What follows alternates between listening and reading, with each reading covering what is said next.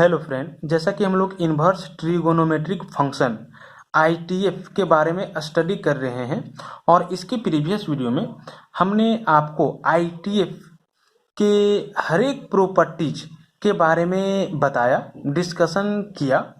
आज के इस वीडियो में हम आर डी शर्मा बुक के एक्सरसाइज 4.2 में कंटेन हर एक क्वेश्चंस की सॉल्यूशन के बारे में डिस्कशन करने वाले हैं। जबकि एक्सरसाइज 4.2 में क्वेश्चन नंबर 1 में कंटेन हर एक क्वेश्चंस और क्वेश्चन नंबर 2 में कंटेन हर एक क्वेश्चंस के सॉल्यूशन के बारे में हमने आपको बताया है। बट कुछ ऐसे स्टूडेंट हैं जिनको क्वेश्चन नंबर 1 और 2 में कंटेन कुछ क्वेश्चंस में प्रॉब्लम महसूस हुआ है, तो हम पहले उन सारे प्रॉब्लम फेस्ड क्वेश्चंस के सॉल्यूशन के बारे में डिस्कशन करेंगे और उसके बाद question number 3 to next questions के सॉल्यूशन के बारे में बताएंगे, है ना। तो क्वेश्चन नंबर 1 के 6 नंबर क्वेश्चन क्या है? This is sine inverse sine 2 है ना। इसमें प्रॉब्लम महसूस हुआ है, इसका हम लोगों को क्या करना है? वैल्यू एवेल्युएट करना है। तो कैसे वैल्यू एवेल्युएट करेंगे, जरा देखो। इसके लिए हमने आपको एक फॉर्मूला बता करके रखा है। क्या है formula? This is sine inverse sine theta का जो वैल्यू होता है वो आपका थीटा होता है, और ये तब होता है जब ये थीटा साइन इनवर्स के रेंज में बिलोंग करेगा। और साइन इनवर्स का रेंज क्या होता है? तो close interval minus pi by to होता है ना। तो यहाँ पे क्या इसका वैल्यू आप 2 राइट डाउन कर सकते हो? That means sine inverse sine 2 का वैल्यू ये सिंपली 2 राइट डाउन कर सकते हो? नहीं राइट डाउन कर सकते हो। चलो देखो, एक्चुअली में ये रेडियन में दिया हुआ है ना। ये 2 रेडियन है, समझ रहे हो? ये 2 रेडियन है, और ये जो 2 रेडियन है ना वो बिलोंग नहीं करेगा आपका close interval minus pi by two two pi by two में। दैट मीन्स साइन इनवर्स की रेंज में ये 2 रेडियन बिलोंग नहीं करेगा, इसलिए आप साइन इनवर्स साइन 2 का वैल्यू 2 राइट डाउन नहीं कर सकते हो, है ना। तो इसके लिए आपको क्या करना होगा? यहाँ पे एडजस्टमेंट का काम करना होगा। जरा देखो, साइन इनवर्स साइन 2 रेडियन को क्या sine pi minus 2 radian right down कर सकते हो? तो कर सकते हो। क्यों? क्योंकि साइन पाई माइनस थीटा है ना, साइन पाई माइनस थीटा। जरा देखो, ये पाई जो है वो एक्स एक्सिस के नेगेटिव डायरेक्शन में लाइज करेगा, है ना, और एक्स एक्सिस कांस्टेंट एक्सिस होता है, तो साइन साइन ही रहेगा। और पाई में कुछ सब्ट्रैक्ट कर रहे हैं तो सेकेंड क्वाड्रेंट में आएंगे, और सेकेंड क्वाड्रेंट में साइन और कोसेक फंक्शन पॉजिटिव होता है। यहाँ पे साइन फंक्शन ही है तो पॉजिटिव होगा, और ये रिजल्ट में थीटा आ जाएगा। That mean sine pi minus 2 का जो वैल्यू आएगा वो आपका साइन 2 आएगा। समझ रहे हो ना। तो हम साइन 2 को इस फॉर्म में एडजस्ट कर सकते हैं, ठीक है। अब जरा देखो, ये पाई माइनस 2 जो है ना, ये पाई माइनस 2 जो है वो आपका close interval minus pi by two two pi by two में बिलोंग कर रहा है ना। ये रेडियन वैल्यू ही है, और ये जो है वो आपका close interval minus pi by two two pi by two में बिलोंग कर रहा है। और यही कारण है कि इस फॉर्मूला के अकॉर्डिंग इसका जो वैल्यू होगा वो पाई माइनस 2 होगा, ठीक है। That will be answer. यहाँ पे आप लिखोगे, चूंकि साइन इनवर्स साइन थीटा का जो वैल्यू होता है वो आपका थीटा होता है। हर एक theta belongs to the close interval minus pi by two two pi by two के लिए, है ना। इसीलिए हमने इसका वैल्यू ये राइट डाउन किया है, ठीक है। तो इस तरह से इसको क्या करना था? सॉल्व करना था। और जरा देखो, ये बिलोंग कर रहा है कि नहीं? तो बिलोंग कर रहा है। किसमें? इस क्लोज इंटरवल में। क्यों? पाई कहने का मतलब क्या है? 180 डिग्री, ठीक है। ये रेडियन में ही है, तो pi radian is equal to 180 degree, और 2 रेडियन कहने का मतलब क्या है? चलो इसको डिग्री मेजर में कन्वर्ट कर लो। ये 2 रेडियन, आप जानते हो कि 180 degree is equal to pi radian होता है ना, या pi radian is equal to 180 degree होता है ना। तो 2 रेडियन इज इक्वल टू क्या होगा, this is 2 into 180 degree divided by pi, है ना। ये क्या चीज में आएगा, तो सिंपली डिग्री में देगा। और इसको जरा सॉल्व करो तो 2 इंटू 180 डिवाइडेड बाय पाई को 22 डिवाइडेड बाय 7 राइट डाउन कर सकते हो, है ना। ये जो 7 है वो न्यूमरेटर में मल्टीप्लाई हो जाएगा, that means 2 into 180 into 7 divided by 22 हो जाएगा। और 2 से आप इसको कैंसिल कर दो, है ना। तो यहाँ पे क्या आ जा रहा है, सिंपली आपका 180 इंटू 7/11 आ जा रहा है। ठीक है, ये क्या चीज में दे रहा है वैल्यू, डिग्री में दे रहा है वैल्यू। ठीक है, ये पूरा डिग्री में वैल्यू आया, दैट मीन्स 180 में आप इसको सब्ट्रैक्ट करो, 180 डिग्री में आप इसको सब्ट्रैक्ट करो, 180 इंटू 7/11, 180 दोनों से कॉमन आ जा रहा है ना। तो यहाँ पे 1 माइनस 7/11 हो जाएगा। इसको सॉल्व जरा करना, तो 180 इंटू क्या आ जाएगा, दिस इज 4, है ना, 11 में 7, 4 डिवाइडेड बाय क्या, तो दिस इज 11। ठीक है, अब जरा देखो इसको कन्वर्ट करो तो डेसिमल फॉर्म में क्या आ जाएगा, 11 1 जा 11, है ना, 7 बच जाएगा। ठीक है, और 11 6 जा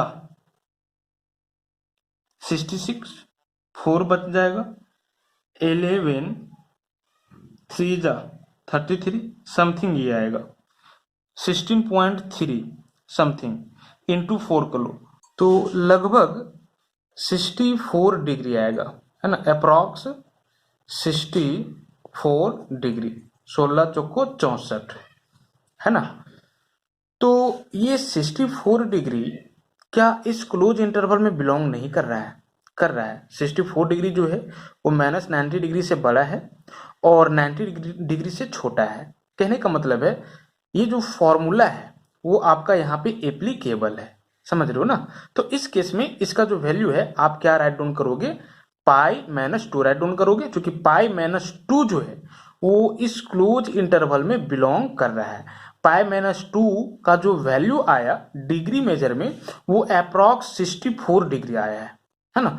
और ये 64 डिग्री जो है वो आपका इस क्लोज इंटरवल में बिलोंग कर रहा है, इसीलिए ये फॉर्मूला एप्लीकेबल है और इसका वैल्यू जो होगा वो आपका π-2 होगा। ठीक है, बस यहाँ पे ये ध्यान रखना है कि ये जो 2 है ना वो रेडियन मेजर में दिया हुआ था। ठीक है, रेडियन मेजर में, है ना। तो इस तरह से 1 का 4 का सॉल्यूशन हुआ। अब जरा आप क्वेश्चन नंबर 1 का 6 देखो। क्वेश्चन नंबर 1 के 6 में इसका वैल्यू एवेलुएट करना है ना।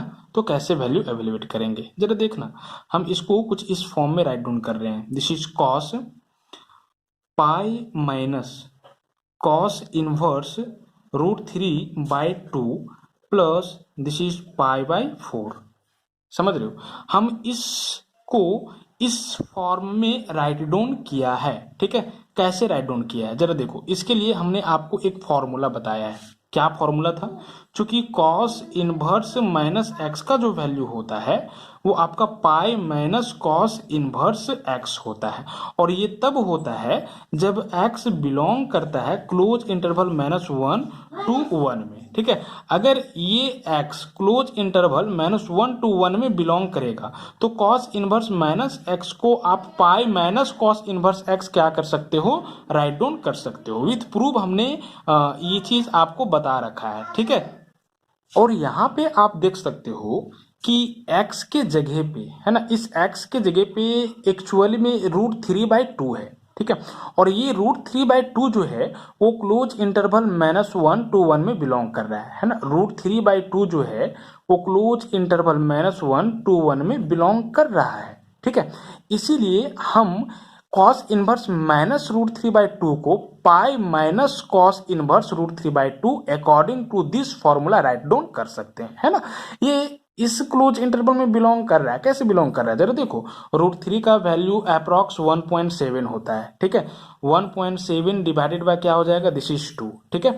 आप पॉइंट को हटाओ तो यहाँ पे क्या आ जाएगा, this is 20, that mean 17 divided by what, this is 20, ठीक है। 70/20 को सॉल्व करो, ठीक है। कैसे सॉल्व करोगे, दिस इज पॉइंट, यहाँ पे 0, 170 है ना, और 20 इंटू आप 80 करोगे तो कितना आ जाएगा, दिस इज 160, दैट मीन्स 28 जा क्या, तो दिस इज 160, ठीक है। तो लगभग 0.8 समथिंग आएगा, है ना। जब 170 को आप 20 से डिवाइड करोगे तो लगभग 0.8 समथिंग आएगा। और आप देख सकते हो कि 0.8 जो है वो क्लोज इंटरवल -1 to 1 में बिलोंग कर रहा है, क्योंकि 0.8 जो है वो -1 से आपका बड़ा है और 1 से क्या है, छोटा है। तो फॉर्मूला इज एप्लीकेबल, है ना। अगर ये √3/2 इसमें बिलोंग नहीं करता तो हम इस फॉर्मूला का यहाँ पे यूज नहीं कर सकते थे, ठीक है। बट फिलहाल अभी हम लोग कर सकते हैं। अब जरा देखो यहाँ पे क्या आ जाएगा, दिस इज कॉस, है ना, पाई माइनस कॉस इनवर्स √3/2 है। तो आप इसका प्रिंसिपल वैल्यू यहाँ पे राइट डाउन करोगे। और RD शर्मा बुक की एक्सरसाइज 4.1 में प्रिंसिपल वैल्यू हम लोग कैसे एवेलुएट करते हैं कोई भी ITF के लिए ऑलरेडी हमने बता रखा है, ठीक है। तो यहाँ पे क्या है, कॉस इनवर्स √3/2 है, तो इसका प्रिंसिपल वैल्यू क्या होगा जरा बता सकते हो। जरा देखो, कॉस इनवर्स √3/2 कहने का मतलब है कॉस के किस एंगल में वैल्यू √3/2 होता है। तो आपको पता होना चाहिए कि कॉस के 30 डिग्री के लिए वैल्यू जो होता है वो आपका √3/2 होता है ना। Cos 30 degree that means π/6, cos π/6 का जो वैल्यू होता है वो √3/2 होता है, ठीक है। तो इसका जो वैल्यू होगा वो आपका π/6 होगा, है ना। तो हम यहाँ पे π/6 राइट डाउन करेंगे एंड दिस इज प्लस π/4। अब इसको क्या करना है, सिंपली सॉल्व कर देना है। तो कैसे सॉल्व करेंगे जरा देखो, कॉस एलसीएम क्या आ जा रहा है, एलसीएम आपका 12 आ जाएगा, ठीक है। तो ये 12 पाई हो जाएगा, 6 2 जा दैट मीन्स 2 पाई एंड 4 3 जा दैट मीन्स 3 पाई, है ना। इसको सॉल्व करो, क्या आ जा रहा है, this is cos 12 pi plus 3 pi 15 pi, 12 pi plus 3 पाई 15 पाई में 2 पाई सब्ट्रैक्ट करो तो कितना आ जाएगा, this is 13 pi divided by what, this is 12, that means 13 pi divided by 12 आया। अब इसका वैल्यू हम लोगों को क्या करना है, एवेलुएट करना है ना। तो इसको क्या आप ये राइट डाउन कर सकते हो, this is cos pi minus pi by, this is cos pi plus π/12। ऐसा इसलिए क्योंकि पाई प्लस π/12 को अगर आप सॉल्व करते हो तो 13 पाई डिवाइडेड बाय 12 आ जाएगा। देखो एलसीएम अगर 1 और 12 के बीच लोगे तो 12 pi plus 1 pi 13 pi divided by 12, है ना। तो आप इसको इस फॉर्म में राइट डाउन कर सकते हो। और कॉस पाई प्लस थीटा क्या होता है, माइनस कॉस थीटा होता है, दैट मीन्स -π/12। अब हम लोग क्या करेंगे ना, तो कोस π/12 का वैल्यू एवेलुएट करेंगे। जिस तरह से आपको पता है कि कोस π/3 का value that means cos 60 degree का वैल्यू 1/2 होता है, कोस 0 डिग्री का वैल्यू 1 होता है ना, कोस पाई का वैल्यू -1 होता है। इसी तरह से कॉस π/12 का वैल्यू क्या होता है। तो ये हम लोग स्टैंडर्ड फॉर्म में रिमेंबर नहीं किए हुए हैं, तो आप इसका वैल्यू इजिली एवेलुएट कर सकते हो। कैसे एवेलुएट करोगे जरा देखो, आप कोस π/12 को कुछ इस तरह से लिख सकते हो, दिस इज कॉस π/3 माइनस π/4, क्योंकि आप π/3 माइनस π/4 को यदि सॉल्व करते हो तो आपका यही आ जाएगा, है ना। तो आप इसको कुछ इस तरह से राइट डाउन कर सकते हो। अब जरा देखो, अब हम लोग क्या करने वाले हैं, तो कॉस ए माइनस बी का फॉर्मूला अप्लाई करने वाले हैं ना। ये माइनस ऑलरेडी है तो रहेगा, कॉस ए माइनस बी का फॉर्मूला क्या होता है, cos A into cos B plus sine A into sine B, ये फॉर्मूला होता है ना। चलो अब हम लोग क्या करेंगे, तो सबका वैल्यू यहाँ पे राइट डाउन करेंगे। Cos π/3 that means cos 60 degree का वैल्यू क्या होता है, 1/2 cos π/4 that means cos 45 degree का वैल्यू क्या होता है 1/√2 plus sine π/3 that means sine 60 degree का वैल्यू क्या होता है √3/2 इंटू साइन π/4 कहने का मतलब है साइन 45 डिग्री का वैल्यू क्या होता है 1/√2 है ना। इसको सॉल्व कर लो आप 2√2 एलसीएम आ जाएगा दोनों टर्म से, तो यहाँ पे आपका 1 और यहाँ पे क्या आ जाएगा this is √3 that means answer क्या हो जाएगा तो -√3 + 1 डिवाइडेड बाय 2√2 -√3 + 1 डिवाइडेड बाय 2√2 है ना, ये फाइनल आंसर हो जाएगा। अब जरा आप क्वेश्चन नंबर 1 का 7 देखो। क्वेश्चन नंबर 1 के 7 में इसका वैल्यू एवेलुएट करना है ना। cos 10 इनवर्स 3/4 इसका वैल्यू हम लोग कैसे एवेलुएट करेंगे। यहाँ पे कोसाइन फंक्शन है और यहाँ पे इनवर्स के फॉर्म में टेंजेंट फंक्शन है। तो सबसे पहले हम लोगों को करना क्या होगा, इस पूरे को कोसाइन फंक्शन में चेंज करना होगा, है ना। दैट मीन्स कोस का टर्म लाना होगा आपको, सिंपली कोस इनवर्स के फॉर्म में इसको क्या करना होगा चेंज करना होगा। और जब कर पाओगे ना तो इस फॉर्मूला को अप्लाई कर देना है, cos इनवर्स x का जो वैल्यू होता है वो आपका x होता है, ये पता होना चाहिए। ठीक है, देखो यहाँ पे जो भी ट्रिगोनोमेट्रिक फंक्शन होगा अगर उसी का यहाँ पे इनवर्स प्रेजेंट है तो रिजल्ट में ये एंगल निकल के आ जाता है ना।